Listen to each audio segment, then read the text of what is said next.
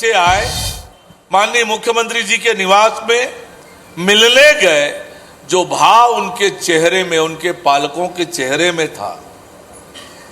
मैंने अपने कार्यालय में लोरमी के मेरे 9 बच्चे सेलेक्ट हुए पीएससी में, लोरमी क्षेत्र से, उनको अपने कार्यालय बुलाया, आमंत्रित किया, सब परिवार आए, उनसे मैंने बात की। बहुत छोटे परिवार, गांव के परिवार के वो बच्चे थे और उनकी बातें मैंने सुनी, उनसे बातचीत की। उन्होंने बताया कि ये निष्पक्ष भर्ती कराई है साहब आप लोगों ने, इसलिए हम लोग चयनित हो पाए हैं। ये प्रदेश का युवा जब समान अवसर मिलेगा, उसके साथ भेदभाव नहीं होगा, तो हमारे प्रदेश के नौजवानों में क्षमता है, ताकत है। हमारी सरकार नौजवानों के लिए कैसे काम कर रही है, इसका एक उदाहरण आपको दूंगा। ये तो लोक सेवा की भर्ती अलग अलग विभागों में लगातार भर्तियां हो रही है, लगातार हो रही है। अभी बस्तर में हमने बस्तर ओलंपिक का आयोजन किया। 1,60,000 नौजवानों ने पंजीयन कराया थोड़े दिन में, और महत्वपूर्ण बात उसमें यह है कि लगभग आधी संख्या लड़कियों की थी। बस्तर के नौजवानों में जो प्रतिभा है, जो क्षमता है, मैं अभी नारायणपुर से होकर आया हूं। पिछली बार जब गया था, वहां मलखम की एकेडमी में मैं गया था। वो मलखम की एकेडमी में जो बच्चे हमारे, इतने रिमोट एरिया के, अबूझमाड़ इलाके के बच्चे, उनकी प्रतिभा, उनका टैलेंट देखकर आपको आश्चर्य लगेगा कि क्या मैं बस्तर में हूं, नारायणपुर में हूं।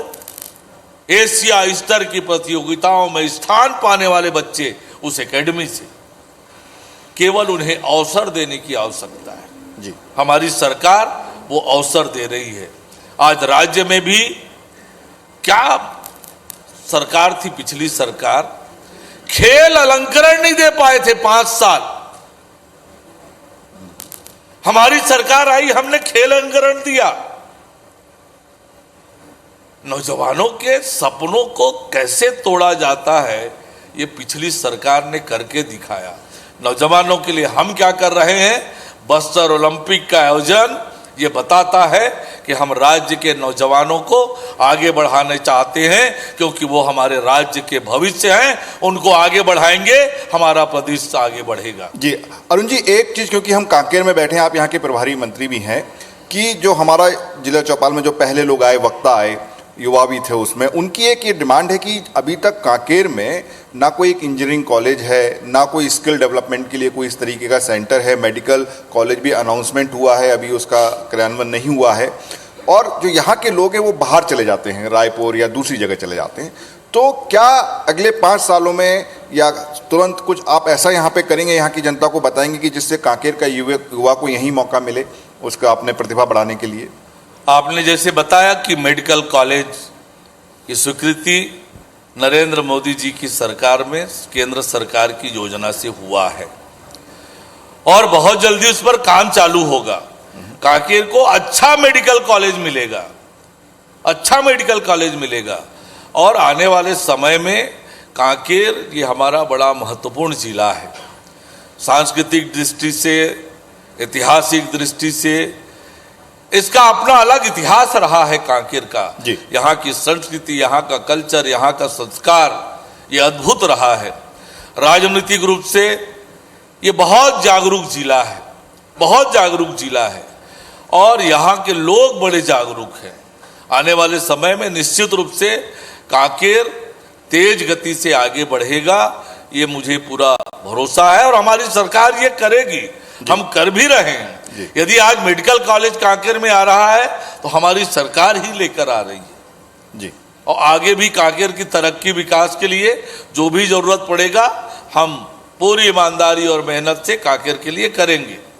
और आजकल मंत्री जी का एंग्री यंग मैन रूप भी आप लोगों ने देखा होगा, जब उन्होंने रायपुर में जो बीच में ब्रिज बन रहा था, वहाँ पर जब काम अच्छा नहीं हुआ तो किस तरीके से उन्होंने चेताया और लोगों को कहा कि भाई काम ठीक होना चाहिए, एक अच्छी पहल है। चूंकि आप पीडब्ल्यूडी मिनिस्टर भी हैं और हमारा अक्सर जगदलपुर यहाँ से जाना आता है, देखिए मैं पहले भी रहा हूँ और अभी भी रहा हूँ, तो मैं 3-4 बार तो यहाँ के जाम में फंस चुका हूँ केशकाल में, ठीक है।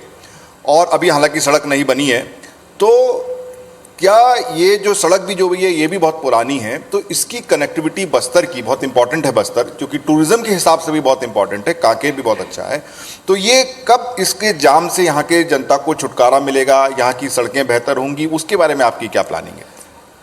बहुत जल्दी कांकेर के लिए स्थायी बाईपास की स्वीकृति भारत सरकार से मिलने वाली है। अभी हमने रोड का बहुत अच्छे से केशकाल घाट का निर्माण किया है, अभी मरम्मत की है। मुझे लगता है कि आने वाले कई सालों तक कोई दिक्कत नहीं होगी, पर स्थायी समाधान तब भी,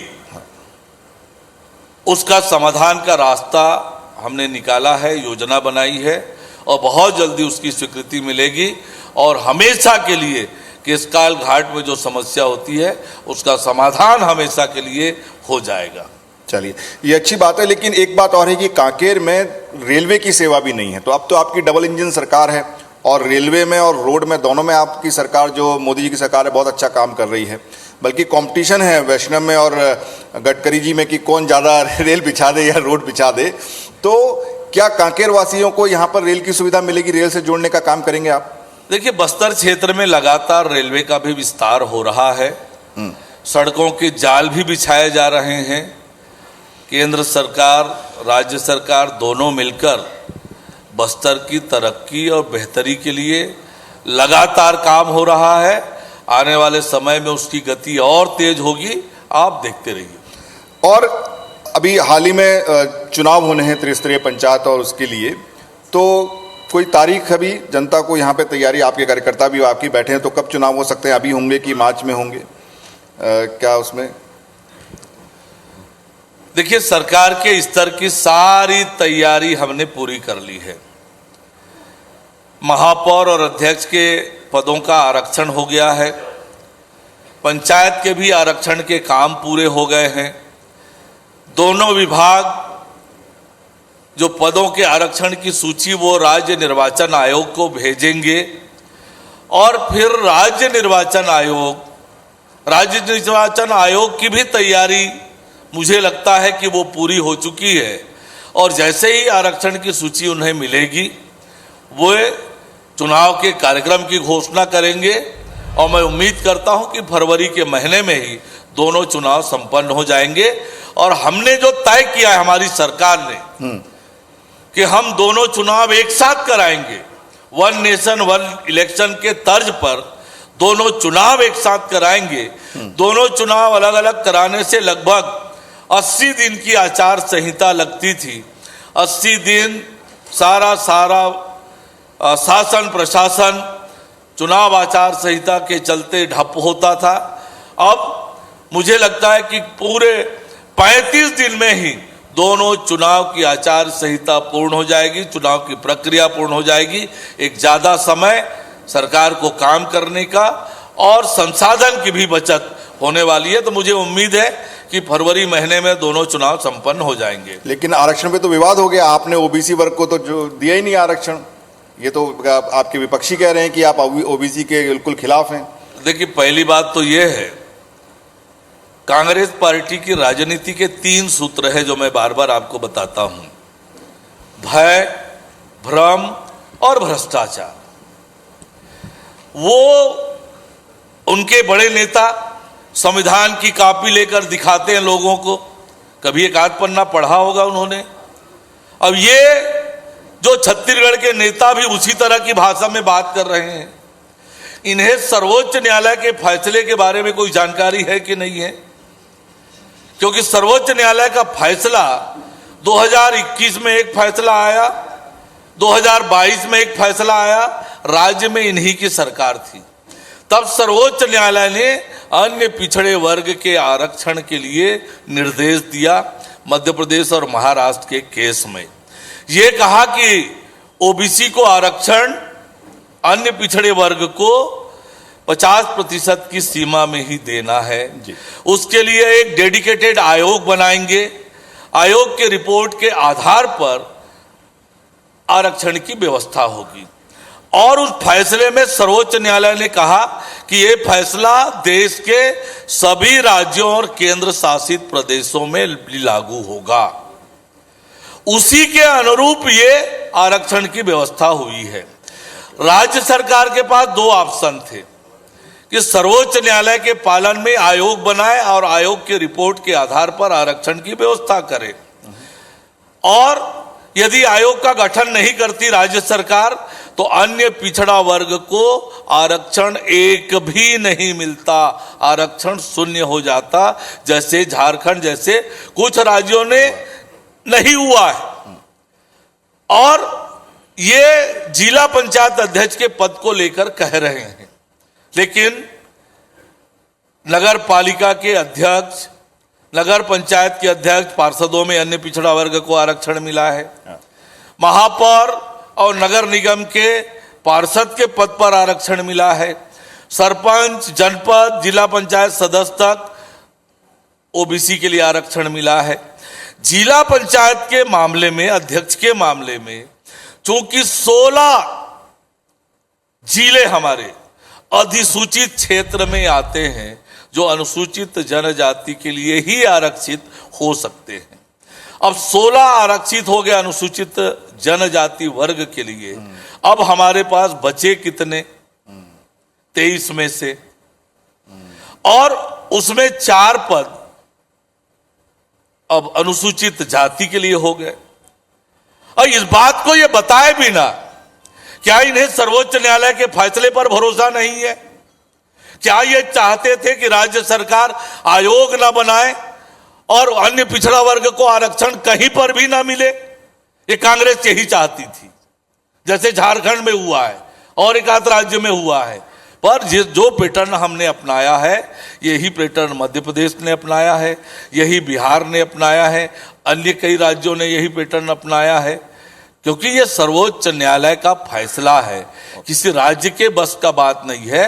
राज्य सरकार के पास 2 विकल्प था, या तो अन्य पिछड़ा वर्ग को आरक्षण ही ना मिले, या जितना संभव है जनसंख्या के आधार पर वो मिले। और हमारी सरकार ने देश भर में जो आयोग बने और आयोग के काम हुए, आरक्षण की व्यवस्था हुई, उससे सबसे अच्छी व्यवस्था, सबसे अच्छा सर्वे हमने करके दिया है। अन्य राज्यों में अन्य पिछड़े वर्ग के लिए अधिकतम कहीं 33, कहीं 35 का प्रावधान किया है। हमारी सरकार में हमने कहा है कि जनसंख्या के आधार पर अन्य पिछड़ा वर्ग को अधिकतम 50% भी आरक्षण मिल सकता है।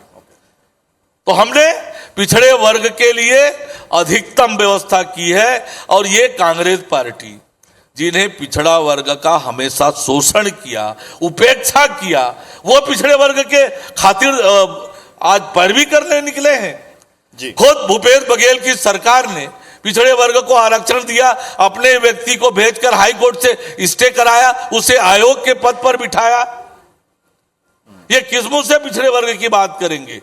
काका कालेलकर की रिपोर्ट लागू नहीं की, मंडल कमीशन की रिपोर्ट लागू नहीं की जी। हमारे पिछड़े वर्ग के बच्चों को राष्ट्रीय शिक्षा संस्थानों में आरक्षण नहीं दिया, ओबीसी कमीशन को संवैधानिक दर्जा नहीं दिया। इन्होंने हमेशा पिछड़े वर्ग का शोषण और उपेक्षा किया है, पिछड़े वर्ग के हित में काम किया है तो भारतीय जनता पार्टी ने किया है। और हमारी पार्टी ने यहां व्यवस्था भी बनाई है जी। मैं आपको एक बात और कह देता हूं, हमारी पार्टी ने आंतरिक रूप से हमने व्यवस्था बनाई है। पार्टी ने तय किया है कि पिछली आरक्षण व्यवस्था में अन्य पिछड़ा वर्ग को जितना पद मिलता था, अभी की व्यवस्था में भी उससे कम नहीं होगा पिछड़े वर्ग के लिए पद। हम उनकी व्यवस्था करेंगे जी। ये हमारी पार्टी ने कह दिया है। हाँ। और ये प्रपोजल अरुण साहू जी ने दिया था, जो मुझे पता लगा मीटिंग में कि ऐसा होना चाहिए, तो ये अच्छी बात है। लेकिन एक चीज और बड़ी इंटरेस्टिंग है कि कांकेर में विधायक बीजेपी का है, जो सांसद हैं वो बीजेपी के हैं, और लेकिन यहाँ की जो नगर पालिका है वो आज तक कभी बीजेपी को उन्होंने चुन के उस पर नहीं बैठाया है। अब आपके ऊपर ये जिम्मेदारी है बड़ी। देखिए, मुझे जब मैं प्रदेश अध्यक्ष था, पूरे प्रदेश में घूमता था जी, तो मुझे इसी तरह के प्रश्न होते थे। आपको उदाहरण बता रहा हूं कि सीतापुर में कभी कमल नहीं खिला है, और तब जब मैं सरगुजा जाता था बोले पूरी की पूरी सीटें कांग्रेस के पास है, अब क्या होगा, कैसे करेंगे। तो मैं अंबिकापुर में बोलता था कि ये उल्टा होने वाला है, कांग्रेस शून्य में जाएगी, सारी की सारी सीटें हम जीतने वाले हैं। और सीतापुर भी पहली बार हम जीते, और आपसे कह के जा रहा हूं, आपके चैनल में कह रहा हूं, इस बार कांकेर नगर पालिका में भी कमल खिलेगा। चलिए, अच्छी बात है, हम अभी भी इसके साक्षी हैं, और जब वह कमल खिलेगा तो हम तब भी ये चीज़ बताएंगे। लेकिन जो अब क्योंकि चुनाव की बात हम कर रहे हैं, और ये चुनाव आप कह रहे हैं कि फरवरी में हो सकते हैं, तो चलिए, विधानसभा में आपने महिलाओं को दिया पैसा, जो महतारी वंदन योजना दी, महिलाओं को उससे फ़ायदा हुआ, किसानों को आपने सम्मान निधि दी, उनके धान के लिए पैसा बढ़ाया, ये सब आपने किया। अब ये जो 3 स्तरीय चुनाव हैं, जो ये लोकल इलेक्शंस हैं, इसमें आप ऐसा क्या बोलने वाले हैं अपने वोटर से, आप इस मंच पे बोल सकते हैं जिससे कि वो आपको वोट दे, क्योंकि ये तो ऑलरेडी उनको सुविधा मिल रही है। पिछले 5 साल में गांव की जनता ने, शहर की जनता ने देखा, विकास के 5 रुपए के काम नहीं हुए। यहां पर हमारे कुछ पार्षद साथी बैठे हैं, नगरीय निकायों के तो हालात ये थे, जो पार्षद थे हमारे बेचारे अपने जेब के पैसे से नल का टोटी लगाते थे। सही बोल रहा हूं मैं? जरा जोर से बोलिए, सही बोल रहा हूं ना? वो देखो पार्षद दल के नेता हमारे बैठे हैं, जयंत साहू जी हमारे पार्षद दल के नेता हैं कांकेर में। ये हालात कर दिया था इन्होंने, शहरों की दुर्दशा कर दी थी, गांव में विकास के काम पूरी तरह से ठप थे। हमारी सरकार बनने के बाद मैं आपसे इस मंच में कह रहा हूं कि 1 साल में नगरीय निकायों को बिना भेदभाव के 7,300 करोड़ रुपए 1 साल में भेजे हैं अलग अलग योजनाओं से। कांकेर नगर पालिका में 1 साल में 16 करोड़ रुपए की राशि विकास के लिए हमने भेजी है। कांकेर जिले के सभी निकायों में कुल मिलाकर 75 करोड़ रुपए दिया है बिना भेदभाव के, ये जानते हुए कि वहां कांग्रेस की बहुमत है, कांग्रेस की सरकार है। हम विकास के लिए राजनीति करते हैं, विकास पे राजनीति नहीं करते, ये करके बताया है। लेकिन क्या है कि जनता ये कह रही कि अभी चूंकि चुनाव है इसलिए पैसा मिल रहा है, लेकिन जो आपका सारा पैसा है वो महतारी वंदन योजना, किसानों में जो आप फ्रीबीज, जो आज इसके ऊपर बहुत बड़ी डिबेट है, उसमें खर्च हो जाता है। तो जो आपका विभाग है जिसमें कि बहुत पैसा चाहिए होता है पीडब्ल्यूडी के लिए, आपको चूंकि बस्तर को भी जोड़ना है और भी जो इलाके हैं, क्योंकि छत्तीसगढ़ एक ऐसा इलाका है जिसमें विकास काफी होना है, उसके लिए पैसा आपके पास कहां से आएगा? 1 साल में मैंने आपको बताया नगरीय निकाय में कितना खर्चा किया। हाँ, पिछली सरकार 5 साल में भी इतना पैसा नहीं लगाई होगी नगरीय निकायों के लिए। विकास बात नियत की है, पैसों की कमी नहीं है, नियत में कमी होती है। नियत में खोट के कारण पिछली सरकार में विकास नहीं हुआ। हमारी नियत है विकास करने के लिए। जैसे मैंने कहा, हम विकास के लिए राजनीति करते हैं और विकास हो रहा है। जी, एक अंतिम सवाल मेरा इसमें होगा कि देखिए, बस्तर में एक टूरिज्म की काफ़ी संभावनाएं हैं, बल्कि कांकेर भी मैं आया तो देखता हूँ चारों तरफ पहाड़ियाँ हैं, अच्छा एक यहाँ का वो है। तो कोई ऐसा विकास का मॉडल अगले 5 सालों में आप डेवलप करेंगे कि बस्तर में टूरिस्ट आए? देखिए, लड़ाई आपकी नक्सलवाद से चली रही है, तो क्या ऐसा कुछ आपने सोचा है? कोई ऐसे 3 चीज़ें आप हमें बता सकते हैं? कांकेर की पहले बात कर लूँ मैं। कांकेर में बैम्बू राफ्टिंग का काम हो रहा है। हमारा ये कांकेर मछली बीज के उत्पादन में बहुत आगे है, राष्ट्रीय स्तर पर पुरस्कार मिला है मत्स्य पालन में। और कांकेर में असीम संभावनाएं हैं, उसको एक्सप्लोर करेंगे। और आपने जो प्रश्न किया टूरिज्म के लिए, पर्यटन के लिए, यही सोचकर हमारी सरकार ने पर्यटन को उद्योग का दर्जा दिया है।